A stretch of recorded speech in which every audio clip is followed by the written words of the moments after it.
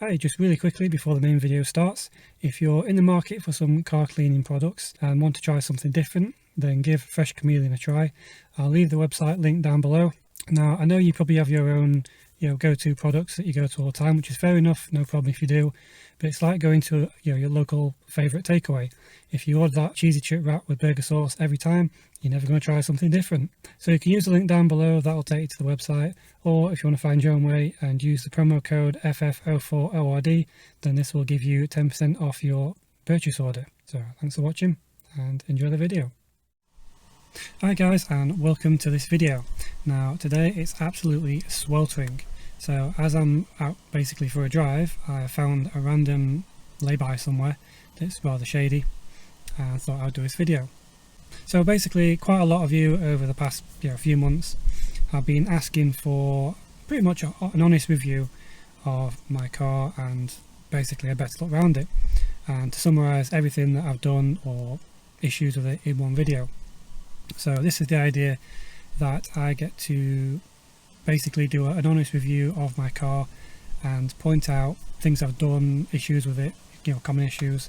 So it doubles up as, if someone's looking to buy one of these, then this video will also help. So to start off with, I say this is a 10-year-old Focus Mk3, Z-Tech S estate to be precise. So there's going to be some variations within engine ranges and whether it's a later year. I think it started off in 2011 or 12. I'm sure someone might know that want to comment. So this is a 2013, and yeah, basically just want to go over whether this is still a good car 10 years down the line and what it's been like for me. So to start off with, while we're inside, may as well, we'll start off with the interior. So to start off with the dash, now it's obviously quite a few years old. There's a few signs to show that it's getting on a bit compared to the later year Focuses, and one of the main ones is obviously the stereo.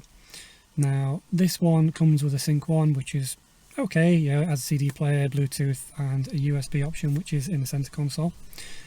It'd be nice to upgrade it to the Sync 2 or Sync 3, but this is rather costly.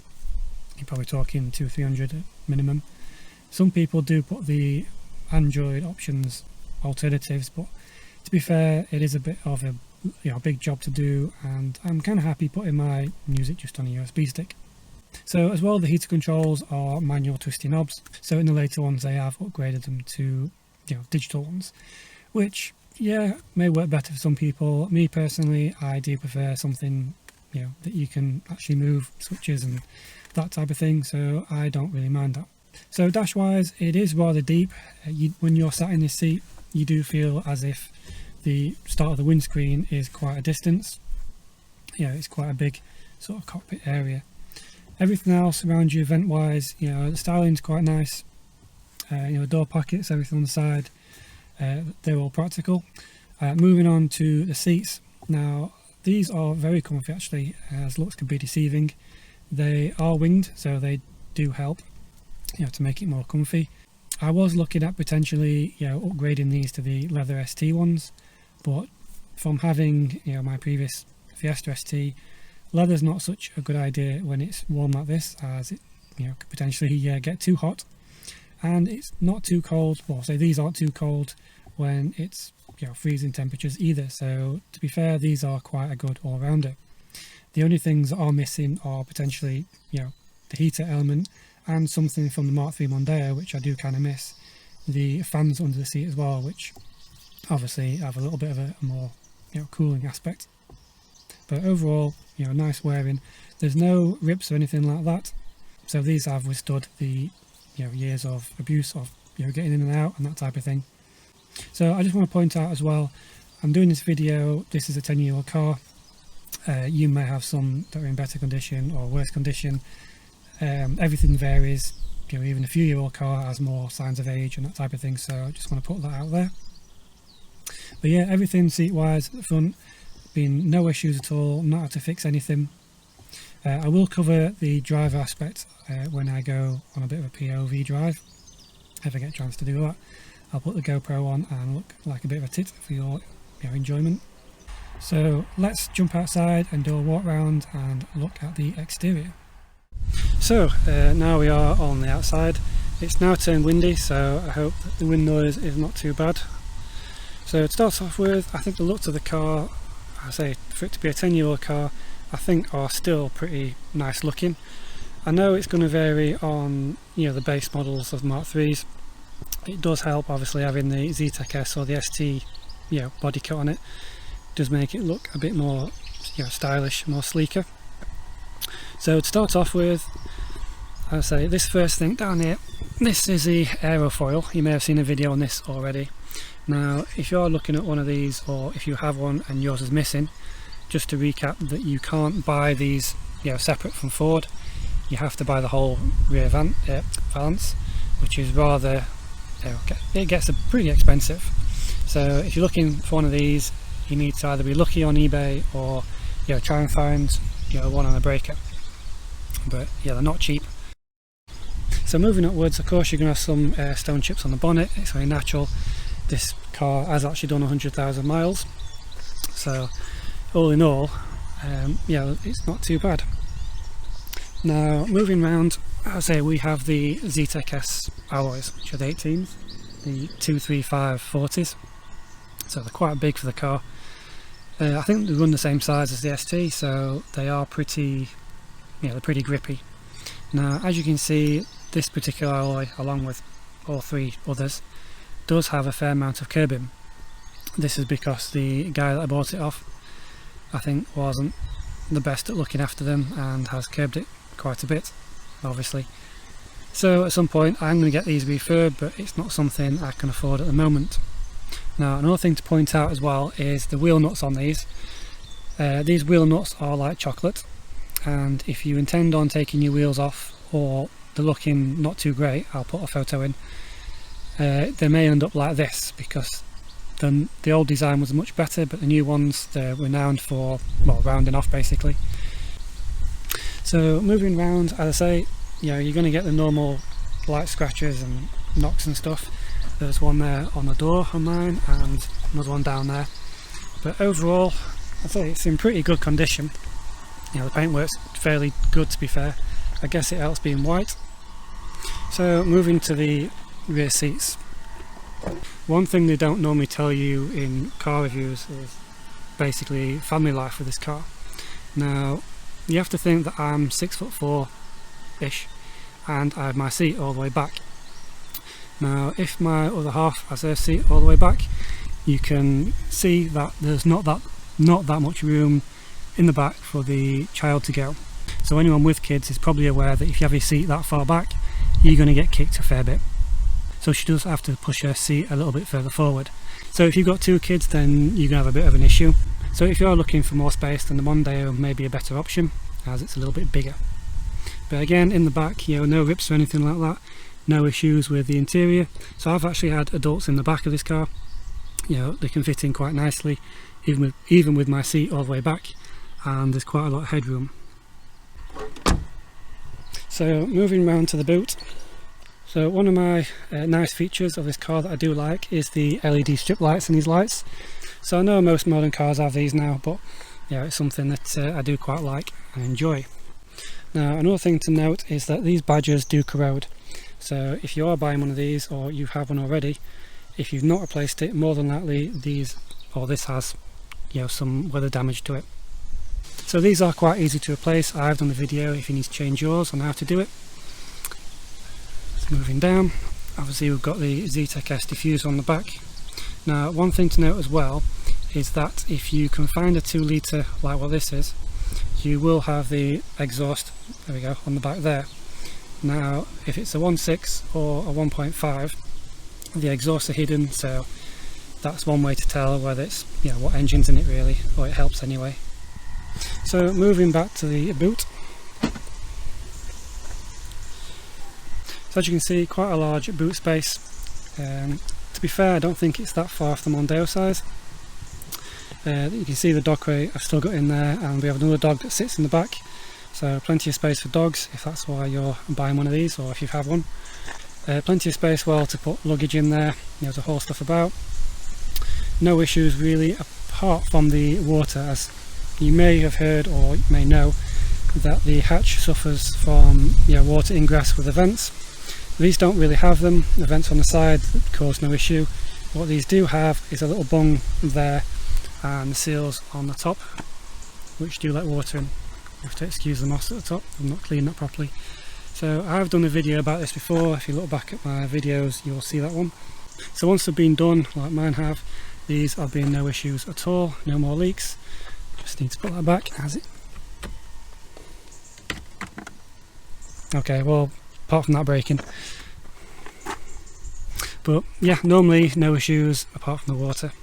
So one thing that I'll not forget to mention is the door seals. Now you've probably seen the Focus as a drive round with their seals poking out the bottom of the doors. This is because they normally fall off. Now that's no exception for mine. I need to do all four. So, well, apart from that one, because that's all there. Okay, all three I need to do. There we go. So as you can see, that seal is missing completely, as with the other ones. I think my back door is the only complete one. I think the best way to replace these, if they are missing, is from a breaker, or if you can find a set on eBay. If you go straight to Ford, I think these are £50 plus VAT, so rather expensive if you end up getting a full set. And you could just glue these on with some decent super glue, or Gorilla glue or something like that. They shouldn't fall off again. Moving round, again, not really any other damage or anything like that. Oh, one thing to note, pretty much every single car, rust wise, they're quite good on this car, or these cars really. They normally only go in two places, the first one being this top area here, and on the estates is on this back bit here. Now this back bit is normally caused because of the bumper sagging. It chips the paint away and it starts the process of it chipping away and it's like rust coming through. Relatively easy to sort out. I mean, any professional would probably want to cut that out, weld it in and paint it, but that is quite a big job. I'm probably just going to try and touch it up and hopefully it'll last a few more years. But other than that, rust, as I say, it's normally pretty good. Obviously you get surface rust underneath, but apart from that, as I say, I don't think they rust anywhere else. But other than that, as I say, this car is looking pretty good for its age, at least anyway. So moving on to the engine. As I say, this is the 2 litre 160 or 163 brake version. These also come in the 1.6 and 1.5. Now obviously I've been told that 1.6 is quite economical, it's nippy, but it does lack a little bit of power. The 1.5 I'm not so sure about, as I've not really been in one, but I'm pretty sure they come in different variants. I think one being a 150, so that's possibly one to look out for if you want something with a little bit of poke that's not an ST. Now this engine has been very reliable, to be fair.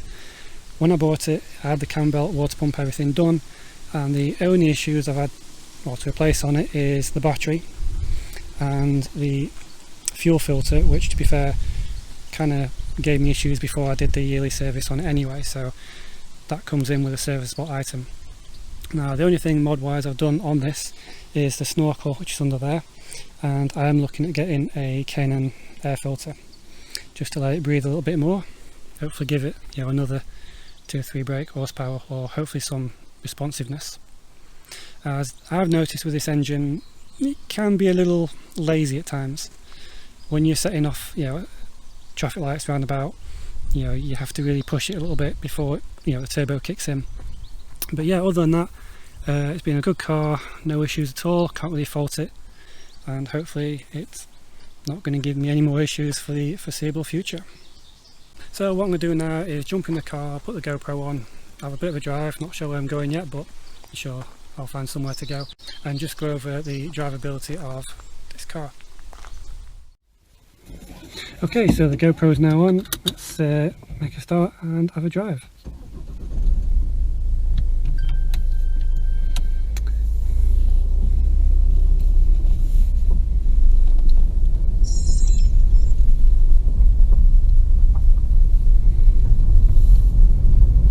As I say, hopefully there's not too many people out at this time around this area that get to see me wearing this, because I've done this before with the Fiesta and you do get a fair for your looks. So I know a lot of people say this, but it really does feel like a brand new car, this one. The steering is quite light, you know, you get to feel the road quite well. You know, it's not so light that, you know, you lose a sense of drivability. You know, it's not too heavy that, you know, it puts you off. I think the steering wheel as well, it's quite a nice size. I've heard some people say that it's too big for the car, but I think while you're sat, you know, looking at the dials, you can see everything quite clearly and nothing gets in the way. So as I think this car shares the same setup as the ST, the brakes are very responsive, as they should be, as it's quite a big car to stop. You know, it's not the lightest of cars. But one thing to note as well is if you have big feet, when you press the clutch down, you know, when you're changing gear, I'm not sure what it is, but there's something that I can feel on the top of my toes that I keep catching. As I'm not sure what it is, but it is quite distracting sometimes when you're changing gear, you know, putting your foot down and catching something that's under there. I'm not sure if it's something on the steering column. I have had a quick look, but I can't potentially see anything, you know, that's movable in that sense. Now, also having big feet, one thing to note as well, that there's not that much room to slide your foot, you know, down the side to use the footrest. You have to move it out of the way.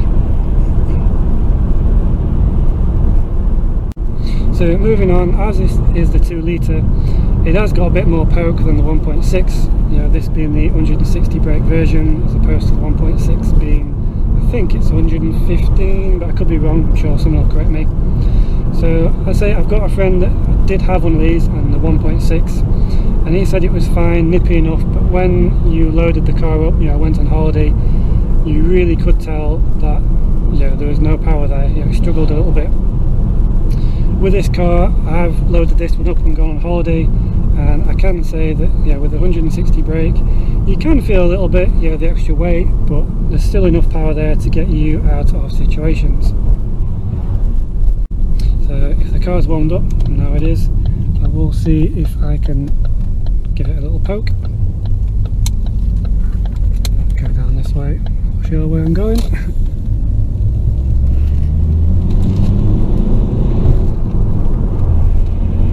So yeah, the 2 litre, it is a big old lump. It's never going to win any awards, it's not the quickest car, but from putting your foot down like so, you know, it does get you out of situations. Obviously, if you were to remap this, then you will be looking about 200 brake. I wouldn't do any more than that, because that's when things can start to go pop. But yeah, if you were to remap it, I'm sure it would be a lot quicker and very fun to drive. Now obviously, this being the estate, it's not a car that you're going to throw around corners, but as I was saying earlier, it feels very planted. You know, when you know, go around corners, but you know, the big 18s and the wide tyres all come into play. You know, it does make you feel like you can throw it into corners. I would just suggest having, you know, some good tyres on the back, because I do, even though they're quite, you know, wide, I do have Michelins up front and have budgets on the back, and having the 2 different quality tyres, you can feel the back end step out a little bit. So that's one thing to note. But yeah, other than that, it's, you know, a nice car to drive. The only things I say I can pick on mainly are the stereo that you probably could update. If anyone's done anything different, you know, and put an Android head unit in there where everything still works, then let me know down below. It could be something that I could potentially do in the future. But other than that, I say as a family car, it's very enjoyable to drive.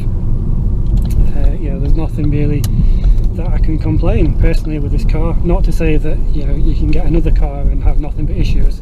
That's cars in general for you.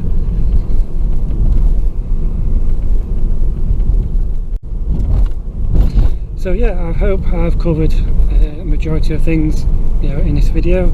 If you like this type of video, you know, give me a thumbs up and leave comments. I do enjoy reading them. Or if you have any other, you know, questions, or, you know, questions about the car or anything like that, you know, leave them down below and I'll quickly get back to you as soon as I can. So I I do enjoy reading them. And yeah, I hope to see you in the next video.